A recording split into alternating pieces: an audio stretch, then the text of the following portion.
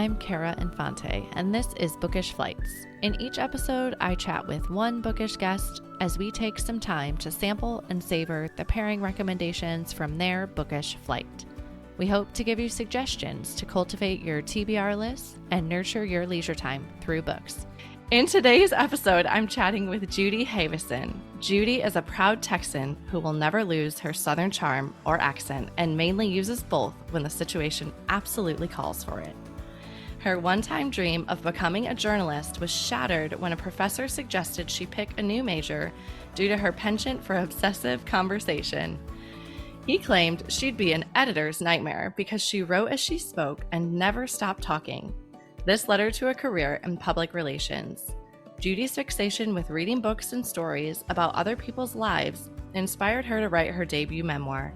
She currently lives in the Hamptons with her husband Adam, son Jack, and beloved Yorkie, Toby. Welcome to the show, Judy. Thank you for having me. I'm really excited to be here. Yay, I am so glad to have you. Well, we have your lovely bio, but why don't you tell us a little bit about who you are? Well, I am currently living in the Hampton Bays, New York, which is about an hour and a half outside of the city. Okay. But that's not where I'm from. As my bio suggests, I'm from Texas, and I'm a very proud Texan. Yeah. But work brought me to New York. So okay, that's what I was going to ask. I've been here for for more than 20 years. Wow. And my background is public relations. I started my career in radio when I was still in college, and led me to California, where I promoted musical artists and went around the country promoting acts and that type of thing. And wow, were you in LA at that point? I was in Los Angeles. Okay. And the crazy thing is that the one person that I promoted, I actually went, not the only person, but I actually went on the road with them. And it was Vanilla Ice. Oh my goodness. Which I write about in my book. But that led me to like really reevaluating. Yeah. It just kind of led me into a career of public relations. So even though I never became the journalist that I once thought to be, it did lead me into an amazing career of just communication and promoting and meeting people and working with different people and different companies. And, it all came full circle. Yeah. Oh, that's great. So did you do some writing, I imagine, in your career though, as well, for part of your job? Mainly when I got to public relations, Okay. it was more business writing, proposal writing, press release writing, that type of thing. But I didn't really get a chance. It's interesting because my boss at the PR agency, she said, your talents are so much better in dealing with the media and working with clients and helping get their message out. Not so much the writing. So I was kind of discouraged in the writing. And that's where I really wanted to, I guess in any business that you're in, you always want to gravitate towards the thing that you're not doing because you think the thing you're doing is so boring. True. Right. So I was kind of like, I want to be able to write some more. But I never had that opportunity until I left PR. And then I started making opportunities for myself. Okay. All right. So you left the world of PR, and then did you immediately go into writing your memoir, or where did that take you then? Oh gosh, no. When I left the world of PR, my son was very young. I had him later in life, and he was probably like 3.5 when I left the agency. And I started my own agency, which was so bad. He was like, I can do this. Yeah, like, with a 3-year-old. With a 3-year-old. And oh, by the way, I'm one person, but it didn't matter. Wow. I started promoting myself like I was an agency of 10 and got clients and hated every minute of it. I didn't really start writing my memoir until, gosh, a couple of years ago. Okay. But in between, I would find writing jobs. So I would find freelance writing jobs. I wrote for a parenting magazine. I wrote for several parenting magazines, actually. Okay. And I edited for a parenting magazine. And I just loved it. And then I started blogging on my own. And I thought that was kind of fun. But, you're basically blogging and nobody's reading. So, all right, yeah, that's fine. But it was still a great outlet and whatnot. And then I was doing all sorts of different projects and things to keep me busy. But it really wasn't until I always wanted to write the book, but it really wasn't until like the pandemic that I started thinking about mortality and, and Yeah. I mean, because let's face it, the pandemic did not discriminate, right? So it didn't matter who you were or what job you had or how many kids you had. You could get COVID, and in the beginning, it was bad, and we were so scared about it that it was like, what happens if I get it? Yeah. I have to tell my story.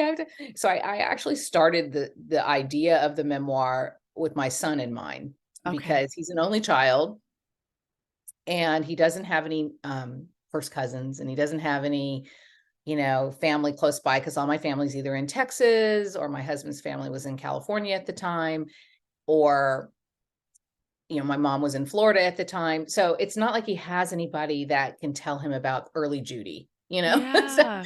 And I don't know, I just didn't want someone else telling him my story. I wanted to tell him my story. Not that he doesn't know bits and pieces and that type of thing. But that's kind of the impetus of the book. That's where it started. Yeah. Oh, I love that. Because I think about that often of, right, the legacy that we're leaving behind. And do our kids or even my grandparents, right? Like having their stories written out. I've heard stories throughout the years, but I'm sure there's so much more depth to the stories than what you're getting in the snippet, of a storytelling session. So that's beautiful. Absolutely. So, yeah. And I'm sure, I mean, I feel like for 2020, right, we found ourselves with a lot more time. Sourdough bread challenge, Yeah. all those crazy challenges and everything. Yeah. Yeah. We made pizza. Yeah. Yeah. We did a lot too. I remember at one point, oh my gosh, this makes me giggle so hard. So we were living in Italy when the pandemic started. Oh my gosh. And so we were super scared as well, right? Italy was very hard hit Especially in the Italy, beginning. yeah. And in Italy, the quarantine was so strict. Like you had to have a pass. If you were in your car, you had to have a pass saying you were going to the grocery store, to a doctor's appointment, or to work. Like you could not just go for a joyride around, even if you didn't get out of your car. You could not just do that in Italy. So I think it was like week 10 of lockdown. Sorry, I said quarantine before, but I meant lockdown. Week 10 of lockdown. And I had saved egg cartons because I thought the kids and I had seen on Pinterest these like egg carton flowers. So here I am. The kids really didn't take interest. And here I am. I'm painting trash. I was like, I look over at my husband. I'm like, oh my gosh, what has my life become? I'm sitting here painting garbage. That's your life. That's what your life has become. Oh my gosh. Yeah. Oh gosh. Where in Italy were you? We were in Sicily, actually. Well, at least you had good food. Well, you couldn't even go out to eat. Yeah. No. Yeah. I mean, it was really, and I was pregnant at the time. I had my son in April of 2020. So they were even talking about my husband wasn't going to be able to be in the delivery room, because they just didn't know how things were spread, and they were trying to minimize the contact to providers. And I was like, I can't do this alone. Yeah, no. Thankfully, when push came to shove, he was able to be there for the birth of our son. But it was, great. Yeah, but I just, oh gosh, it makes me giggle thinking about I lowered myself to painting trash. I know. So, and that's when I wrote my book. So yes. Okay. So what is the title of your book for the listeners? It's Laugh, Cry, Rewind. Okay. Okay.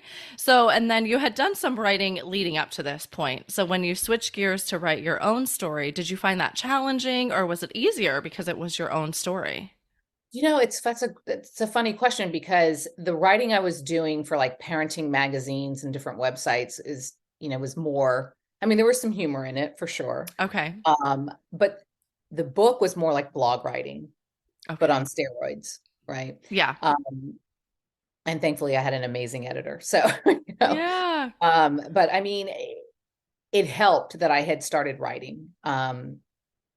Look, anybody can sit down and write a book or write a story or write or whatever. And I never thought it would ever see the light of day. It was just more of, I'm going to write this. These are just more stories for my son. Yeah. Right.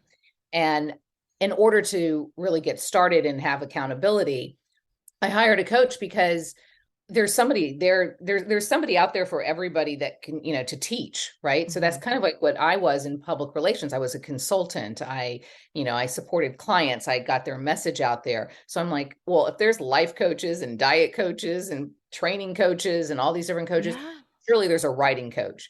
So I interviewed several candidates Okay. and ended up with this amazing woman. And she was great. And I met with her like 30 minutes a week Okay. via Zoom. She was in California. I was here. Um, and just kind of talked over what my idea was, what the strategy was, and everything. And she held me accountable. I mean, she didn't read my pages every week, but she made sure I turned my pages in every week. And it was an amazing process because she's a creative, well, she's a journalist herself, but she's a creative writing teacher at Okay. Stanford University. And she, so she sees this, she knows exactly what she's doing. She's so, so wicked smart on this stuff. And I felt like I was in really good hands. And Mhm. even though I thought all of this, I never thought I was writing a book Yeah. until one day she said, you're writing a book. I went, I am? She goes, yeah. She goes, the question is, do you want anybody to see it? Yeah. And I was like, look, I don't know. I don't know if I want anybody to see it. It's my story. I don't know. I'm a little vulnerable in that area. And she says, well, if you really want someone to see it, if you want somebody to read it, know that you're writing a book. And it really wasn't until she said that, that I was like, maybe I'm Yeah. writing a book. So anyway, so that was kind of the process of how I got it started. But during the actual writing, it morphed into not just stories I wanted my son to know about me, but it ended up being time period of my life before and after I had an older sister who passed away, and Okay. ended up being time period of my life before and after she passed. And Wow. it was just such a beautiful kind of thing that happened. Um, she will have passed away 40 years ago this September. Wow. So that's quite a long time. Yeah. And yeah, I've dealt with it. Yeah, I've had therapy. Yeah, I've had definite, moments, but nothing like remembering, you know, it almost felt like she was alive again, Yeah. and writing the story of her death and then writing the story of my life after she died. So that's just kind of the journey that it went on. And um I just, yeah, it's a very relatable story because, I'm certainly not the only person that's ever lost someone. Yeah. But it's still my story, right? So it's unique in that respect. Yeah. Well, it sounds like the coach is what an excellent resource. I'm glad that Oh, they right. have those out there because I can only imagine how that would be, again, like if someone like me who's totally switched, careers or Yeah. gears into the world of reading and writing, and I would need guidance too. Yeah. Yeah. No, So, totally, totally. yeah. And then as far as your memoir, I love that you're kind of telling us like where the time frame is, and I imagine that's a form of therapy in itself is to write out those stories.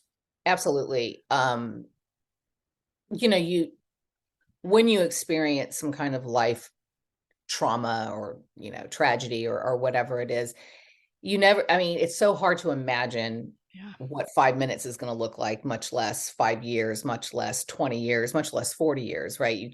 There's no way to imagine what life is going to look like because you're Yeah. so just wrapped up into it. And I don't know, people have told me I have this like ridiculously sick memory.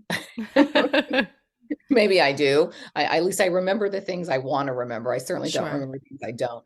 Um, but going back through pictures and photographs and even just looking at time, things that were happening during the different time periods, Hmm. right? Or news events or fashion or music was a big one. Music was Yeah. a really big one. um it just, it gave me the opportunity to relive happy times but not forget important things as well, as whether it was illness or death or trauma or whatever. But it's just, it was a great process. To your point, a little bit like therapy. and made me question why I've spent all that money all these years. I'm just kidding. It's really important. Therapy is important. I highly Yeah. recommend it to everybody. But it was definitely therapeutic. Yeah. Oh, that's awesome. So when was your book published then? So the book was published last September. Okay. And so it's fairly new. It's not a year old yet, so that's good. Yeah. Has your son read it? Well, I have a 15-year-old son, and the question you asked would require him to actually read a book. So Oh, okay. All right. Gotcha. you have children, so you know, Yeah. right? Yeah. My oldest is 7 though, so he's not quite there yet, but I can It'll imagine. be there. You're Yeah. getting there. You're getting there. They are going to be required to have summer reading, and you are going to be like pulling your hair out. So Yeah. Okay. I know there's kids out there, they're anomalies. It's okay. The answer to your question is he has not read the entire book. I read it with him. There are Okay. some parts in there that are very upsetting, so I don't want him to read it alone. Yeah. Um, someone says, well, but what happens if he has friends that will read it and tell him about it? I said, that's when I will sit down with him and say, we need to go over this. He Yeah. will read it one day, I hope. Yeah. Yeah. Yeah. But I have read it. I've read many parts with him. He knows a lot about the stories already. Yeah. So, you know, Well, and I imagine that out of their teenage years, right, there's a certain better appreciation you gain for your parents. So, absolutely. Right now, we're just the embarrassing parent that, is yeah, annoying. you're in the Making, throes of teenagedom. oh, yes. Yes, I am. Actually, book two. No, I'm okay, right? Yeah. Well, that's what Yeah. I was going to ask. So now that this one has been published, do you think you might continue on with the writing? Did you enjoy it? I loved it. It's really fascinating to look back on it because I actually don't remember writing a lot of it. Hmm. Right. So, yes, I wrote pages every week. Yes, I submitted pages every week. Yes, I went through the long editing process, proofreading process, Sure. all of that process. Um, Clearly I wrote it. Clearly I wrote it, but I just it's just one of these things where you hear people say, "Oh, it just flowed." And you always think to yourself, "There's no way. Yeah. There's no way." But it really did. It really did. Now there were parts that maybe were tougher than others. And it's interesting because when you write memoir, one of the most challenging parts for me, at least, is recreating dialogue Okay. Yeah.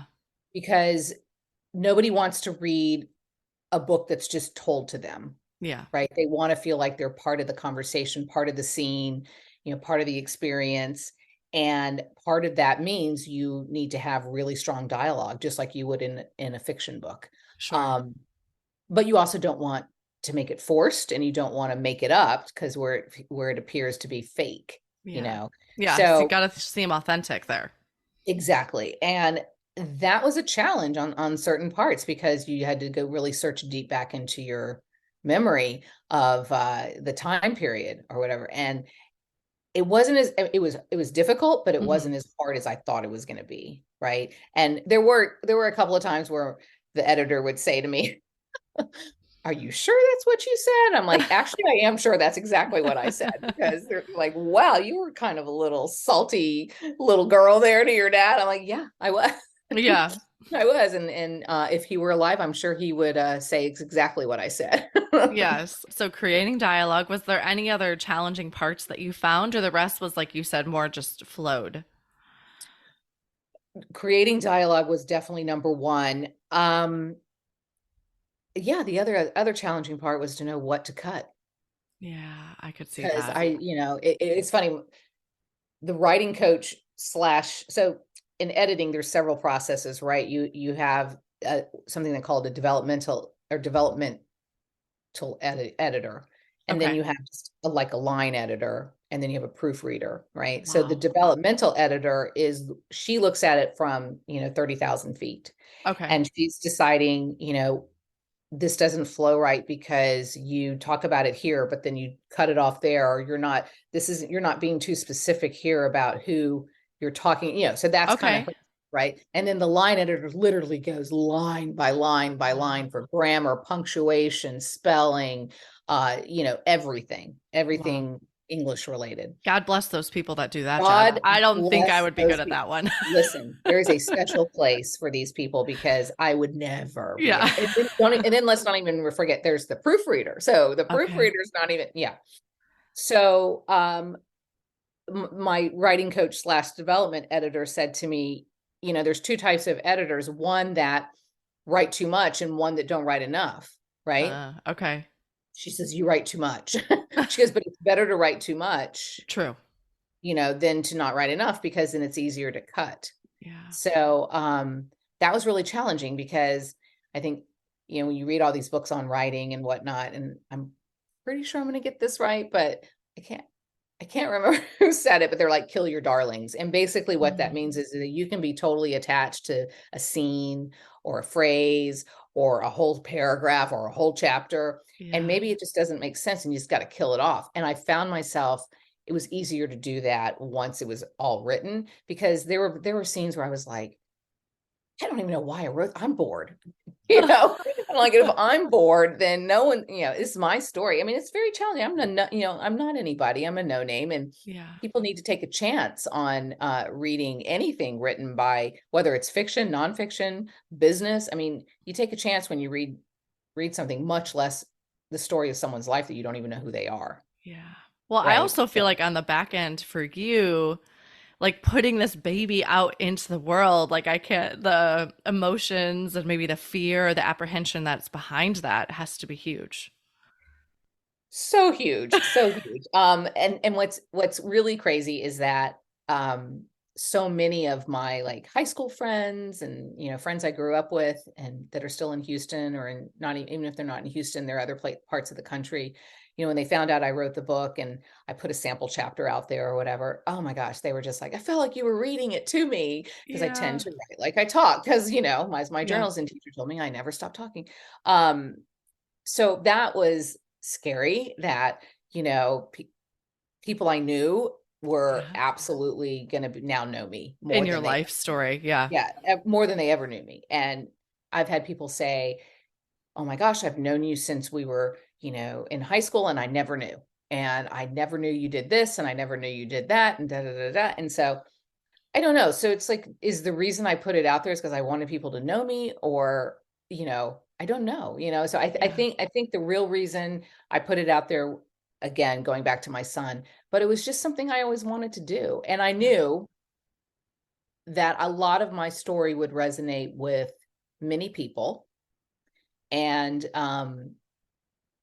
my best friend, Melinda, and I talked about, when I was starting to think about the book, she says, Sure. if you can touch one person, it's all worth it. Yeah. And she believed that my Absolutely. story would. And That that's gives me the probably chills. right. And Yeah. that's probably the beauty of the whole experience, is that hearing from people, I have no idea who they are. Yeah. And they're like, oh my gosh, I felt like, you and I were just having a conversation, over a cup of coffee, and we would laugh and we would cry, and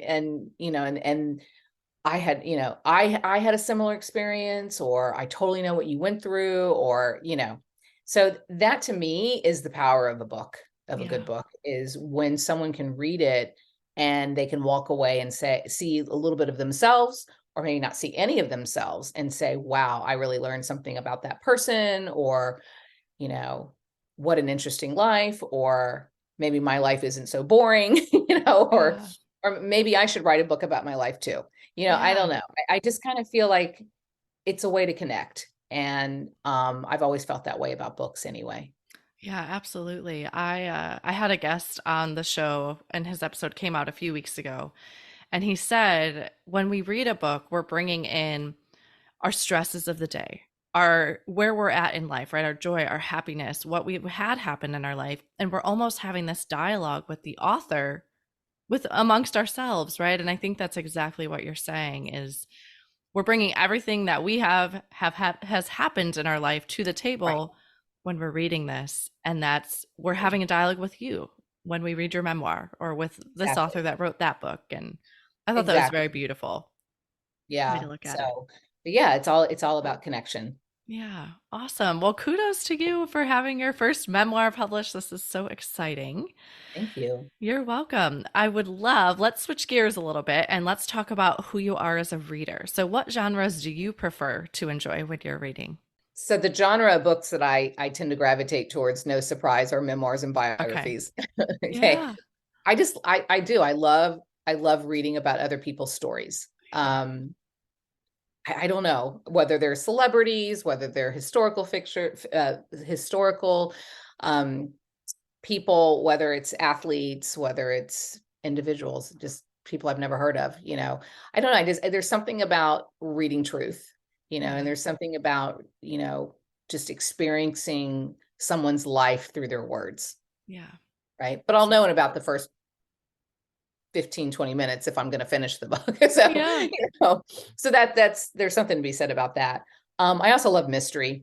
I've always been a Okay. big mystery. I got turned on to Mary Higgins Clark, like, I don't Yes. know, 30 years ago. And at the time she had been writing, she hadn't written that many books. And I remember going to Barnes and Noble and her books were on the half price Yep. table or whatever. And I bought every single one because You it was the could. summer. I could, and there was no such thing as a Kindle or whatever.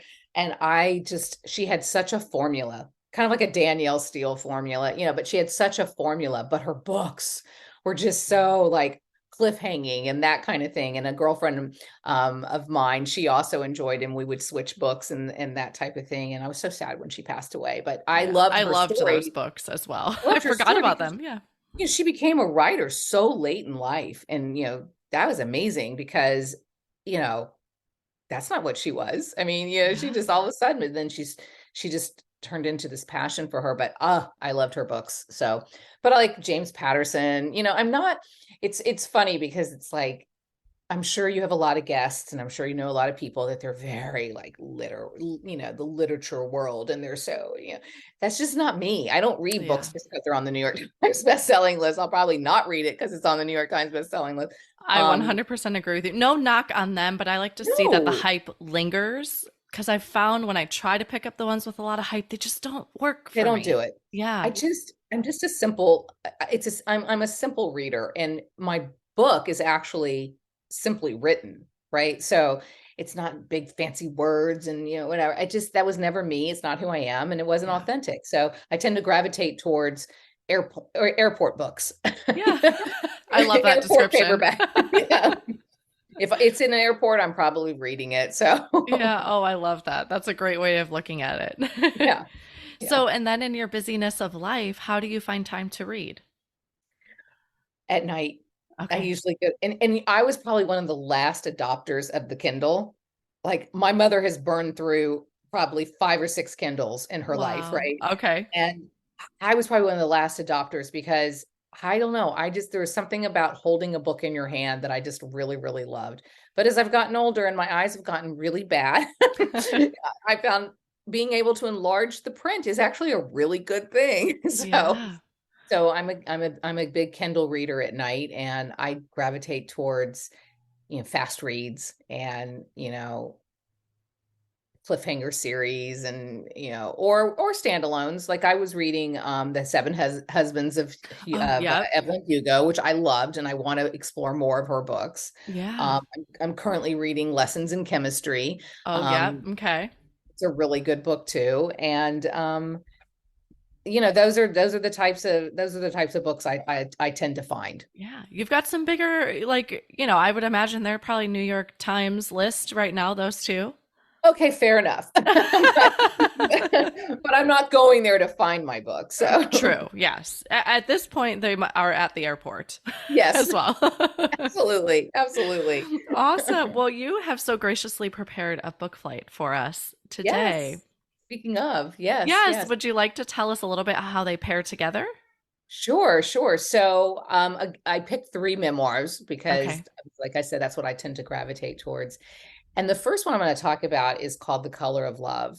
And Okay. it's by a woman by the name of Mara B. Gadd. Okay. And my girlfriend Melinda told me about it, and it just was such a great book. I don't know, I don't want to give away too much because I want Sure. people to read the book, but Yeah. It's about an African-American girl, well, girl at the time, she's a woman now, but Okay. at the time she was an African-American girl who was adopted by a Jewish family in Chicago. And the irony is that her adoptive or her biological mother was Jewish, but it Okay. was I think it was in like the 70s. So she gave the baby up for adoption and it was given to a Jewish family and who couldn't have children. And Wow. when the rabbi arranged for the adoption and saw that the baby was black, he said to the family, "Are you sure you want to still adopt this child?" And they were like, "Without question, we want to adopt this child." So it's her story of growing up black but Jewish in Wow. Chicago. I'm from And Chicago, by the way, so oh, this you'll love this book. I have You to read will absolutely it. love this book. I can't talk enough about this book. Yeah. I have the chills as you've been talking about it. Wow. I started following Mara on Instagram just because I wanted just to follow her journey. And like, I would like, I read your book. It was so amazing. And she like got back to me and I was like, oh my God, Yeah. like fangirl, Yep. but I mean, just the stories. And again, I don't want to give too much away, but what she dealt with and how she dealt with it, and the family, I can't remember. She had a brother and a sister after, and I can't remember if they were biological or also adopted, but Okay. regardless, they were not black. And just not only dealing with the times outside of her family, but within her family, Yeah. not her mom and dad and sisters, obviously, but like relatives. Sure. And just this one, I mean, it just is it's unlike any story I ever read. It was one of those stories where you're like, what? I Yeah. can't, and so And this it's is the beautiful thing about books, right? Is yeah, you've said it already, is we can walk in someone else's shoes through their exactly. story and a life Absolutely. we've never had. And A life and probably will never have and or yeah. never understand. And just it's just so inspiring and just so great. So Yeah. great. So I Okay. love that book. I love that book for sure. And I would highly recommend it to anyone. Awesome. So we all need to pick this up. So listeners, I'll recap here real quick. That was The Color of Love. The subtitle is actually A Story of a Mixed Race Jewish Girl by Mara B. Gad. And then what's the second book of the pairing today? The second book is Bookends. Okay. Okay. And the author is Zibby Owens. And I Okay, had no yeah. idea. Oh, I've heard of her. Well, you should have heard, you should Yeah. know her. I think you two would get along great, only because she has a podcast. So her whole Yeah. story is that, I mean, she comes from a very, lack of a better word to describe it, privileged background, right? So Sure. she, very successful grandparents and parents and charmed Yeah. life, Okay.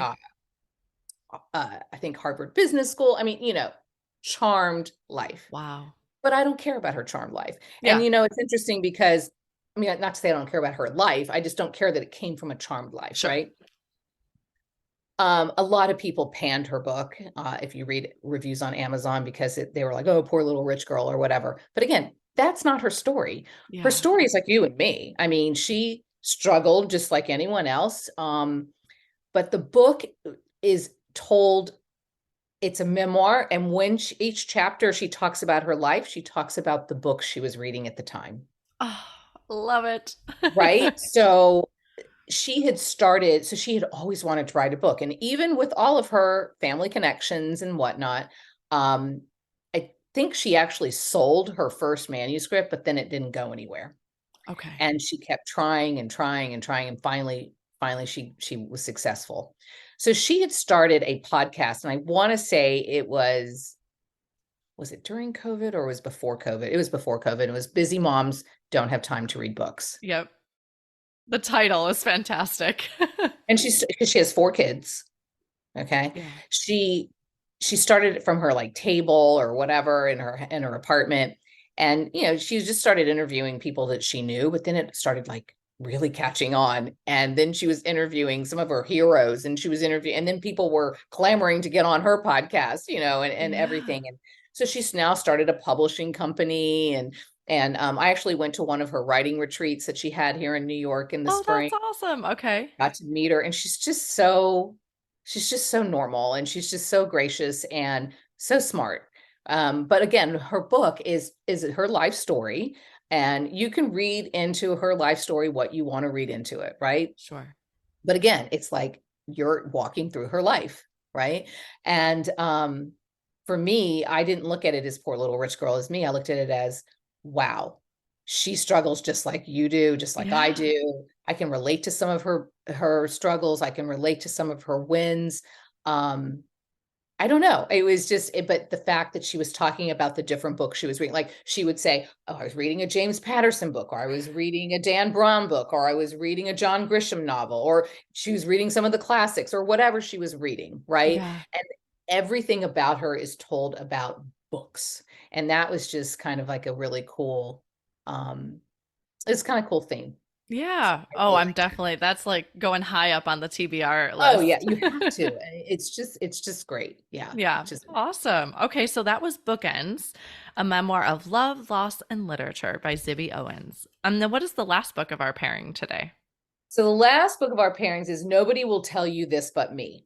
Okay. Mm-hmm. And really funny story is my son was going to camp at this camp that's like 40 minutes from my house.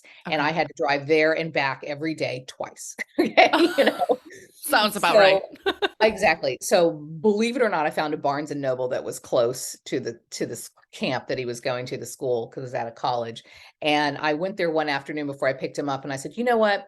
I haven't picked up a physical book and since I don't remember, so I'm going to find a physical book. And this Yeah. book, which was written years ago, I mean, it's not like it was a new book or anything like that. It was just sitting on this end cap, and I liked the plain cover, and it had, you know, one of those Russian stacking dolls on it. Oh, yep. Mm-hmm. The Matryoshka, or however you say that. That's why I said Russian stacking doll. Yeah. You know? And and I said, this looks good. So I picked it up, and I think I read it in a day. And basically, it's the story of this young woman who is a comedy writer, and she grew up with this grandmother who would leave her voicemails and write her letters, and for whatever reason she kept every single one of them. And it's also a Wow. Jewish girl, and like her Jewish grandmother or whatever, and she turned it into this, the story is written like she's talking to her grandmother, right? Through Wow. her voicemails and through her letters and through her advice and everything, all the way up and even past the because the grandmother has passed away, right? So Okay.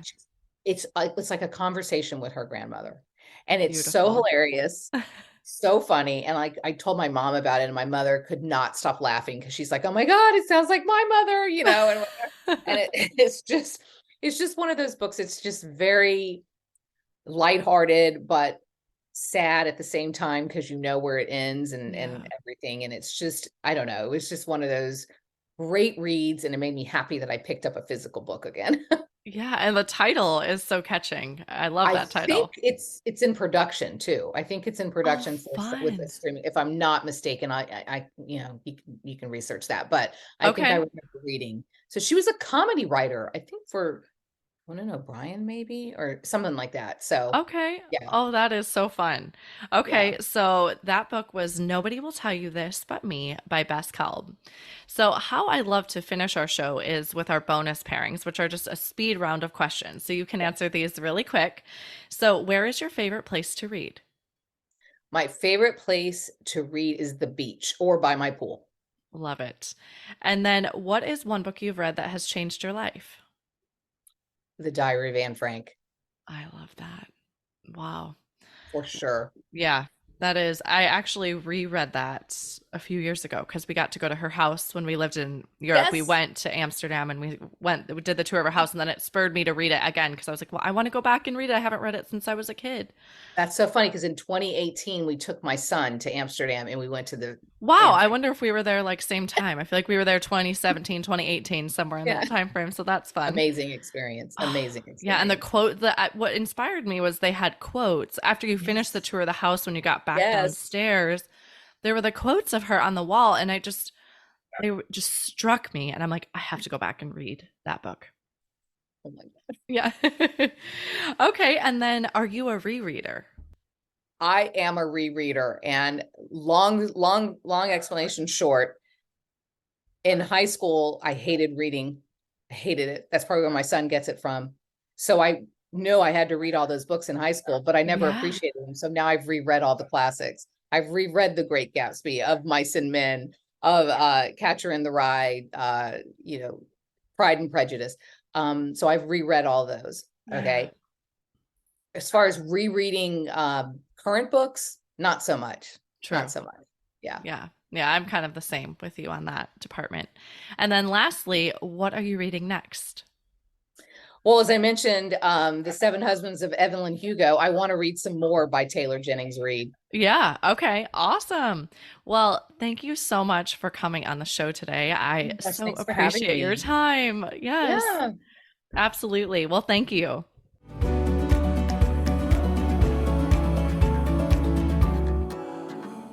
I hope you enjoyed this conversation today with Judy Haveson and her book flight of memoirs. We'd love to hear what other books you would pair with this book flight at www.bookishflights.com. That is also where you can find more information on today's flight and any other books that we talked about today. I want to inspire a community of readers. So whenever you share a post about what you are reading or what you are picking up next, especially if you have heard about the book on the show, please tag us. Follow us on Facebook or Instagram at Bookish Flights. This is a brand new show, so if you enjoyed it, please head over to Apple Podcasts and give the show a review. Your review not only helps me, but it also helps the show reach others.